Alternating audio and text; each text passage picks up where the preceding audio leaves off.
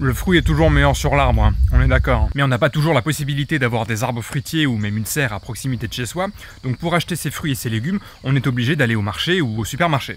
Et c'est là que les ennuis commencent. Les fruits pourrissent trop vite, mûrissent pas assez vite ou juste pas du tout. Les pommes de terre deviennent vertes, les oignons germent. C'est excessivement énervant.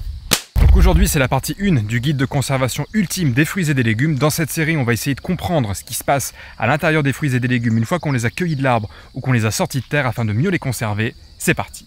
Ah oui, cette série garantit 100 cheat codes du style macération, déshydratation, fermentation, compote, confiture, rien de tout ça.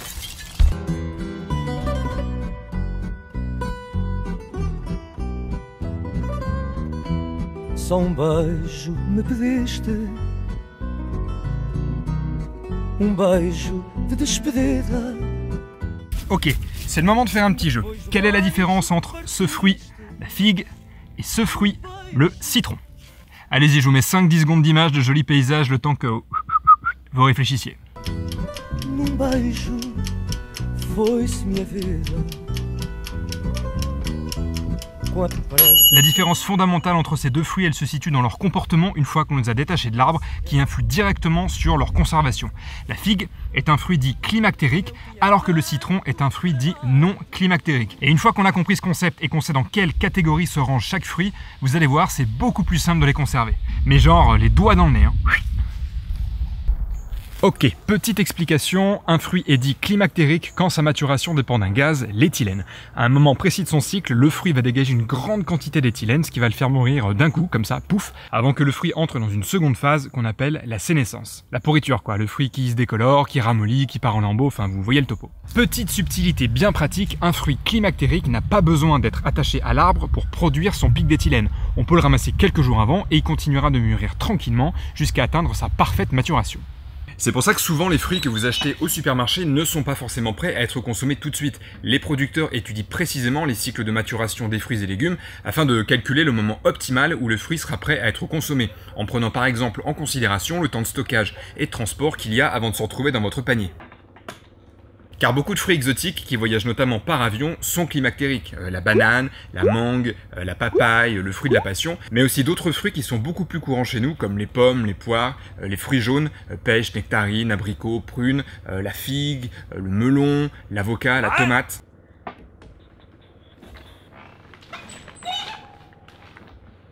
Je sens que je vous ai perdu là. Ah oui, l'avocat et la tomate sont des fruits. Tous ces fruits, vous pouvez les ramasser pas tout à fait mûrs sans aucun problème, mais attention, ça veut pas dire qu'il faut les prendre encore verts sur l'arbre. L'éthylène, il fait atteindre au fruit sa maturité optimale, mais il peut pas tout faire tout seul, hein. Donc repose cette tomate verte tout de suite. Alors que les fruits non climactériques, eh ben, c'est tout l'inverse. Ils produisent très peu, voire très peu d'éthylène, et leur maturité n'est pas dépendante de ce gaz. Ils poussent et ils mûrissent tranquillement sur l'arbre, et il faut les cueillir à pleine maturité parce que sinon c'est terminé, ils mûriront plus. Alors il y en a plusieurs dans ce cas, mais retenez les principaux, les fruits rouges, fraises, framboises, cerises, myrtilles, etc.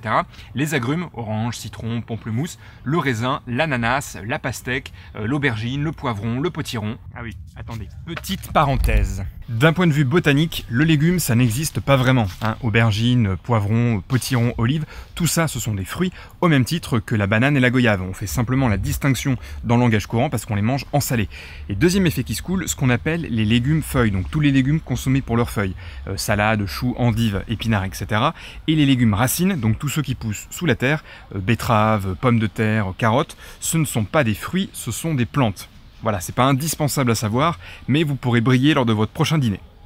Récapitulons, on a d'un côté des fruits qui mûrissent sur l'arbre et qui vont rapidement perdre leur qualité gustative après la cueillette, et d'autres qui ont besoin d'un dégagement d'éthylène pour mûrir. Mais l'éthylène, comme il est dégagé à l'extérieur du fruit, il produit aussi des effets sur ce qui se trouve à proximité. Hein, il n'est pas égoïste l'éthylène, c'est tournée générale pour tout le monde. C'est pour ça que pour faire mûrir vos fruits climactériques, vous pouvez les placer à côté d'autres fruits qui dégagent de l'éthylène, et si possible de fruits qui dégagent beaucoup d'éthylène afin qu'ils se fassent mûrir entre eux le moment venu. Par exemple, pour faire mûrir vos tomates et vos avocats, une pomme, c'est l'idéal. Alors que les fruits non climactériques, même s'ils ne sont pas dépendants de ce gaz pour mûrir, ils y sont quand même sensibles, ça accélère leur vieillissement, donc on ne conserve pas ces framboises à côté de ces pommes, sinon elles vont pourrir très vite, avant que vous ayez eu le temps de regarder toutes mes vidéos.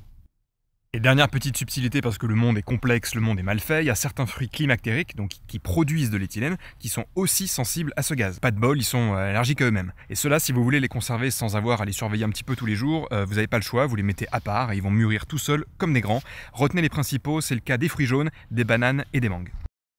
Voilà pour le premier épisode, j'espère que ça vous a plu. Je vous mets la liste de tous les fruits climactériques et non climactériques dans la barre d'infos, comme ça vous allez pouvoir les apprendre par cœur et je ferai peut-être une interro surprise à la rentrée.